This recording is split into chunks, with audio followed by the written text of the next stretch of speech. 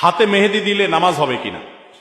হাতে যদি মেহেদি দেন মা বোনরা, তাহলে সেক্ষেত্রে নামাজের কোনো অসুবিধা হবে না, বরং মেয়েদের জন্য হাতে মেহেদি দেওয়া সুন্নাহ, ভালো।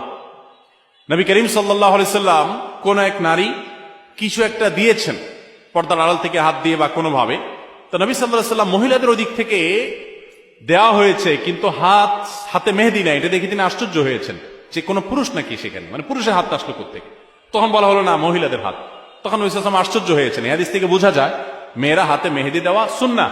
অনেক মেয়েরা হাতে মেহেদি দেওয়াটাকে তারা মনে করেন শৌখিনতা, বিলাসিতা। তাদের এই সাজগোজকে ইসলাম পছন্দ করে, প্রশংসা করবে, বিশেষ করে বিবাহিত নারীরা তো বটেই। বিধায় মেহেদি ব্যবহার করলে ওযু হবে, কোনো অসুবিধা নাই, নামাজও হবে। এমনকি আর্টিফিশিয়াল মেহেদি যেগুলো বাজারে পাওয়া যায়, টিউব মেহেদি বলা হয়, এগুলো দিলেও ওযু হবে। এগুলো দেওয়ার ফলে অনেকে মনে করেন ওযু হবে না, কারণ এগুলো দেওয়ার ফলে অনেক সময় এই মেহেদিগুলো খসে খসে পড়ে, চামড়া খসে পড়ার মতো। তো এটা আসলে চামড়া খসে পড়া না, এটা চামড়ার উপর আলাদা কোনো আবরণ বা স্তর সৃষ্টি করে না, বরং এক ধরনের কেমিক্যাল থাকে অ্যাসিডের মতো। এটার কারণে চামড়ার উপরে সূক্ষ্ম লেয়ারটা, যেখানে বেশি মেডিসিন পড়ে সেখানে একটু খসে পড়ে। এর কারণে আলাদা লেয়ার যেহেতু হয় না, অতএব এগুলো দিলে ওযু হবে, নামাজও হবে। মেহেদি ব্যবহার করতে পারেন, কোনো অসুবিধা নেই।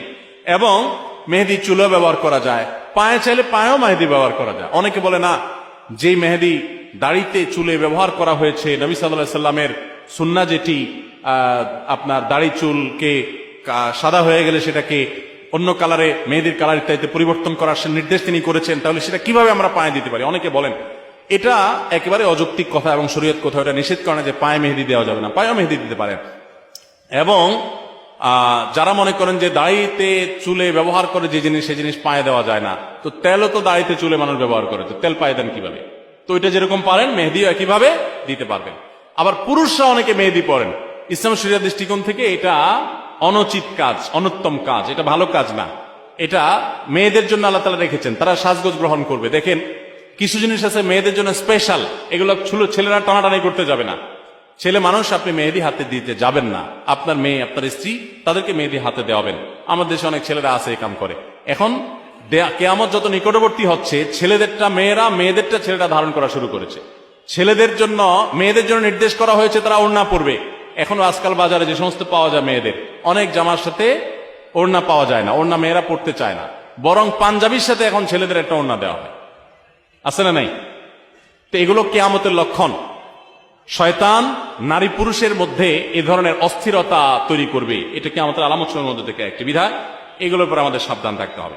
মগ বা বালতির ভেতরে হাত ঢুকিয়ে দিয়ে ওযু করা যাবে কিনা?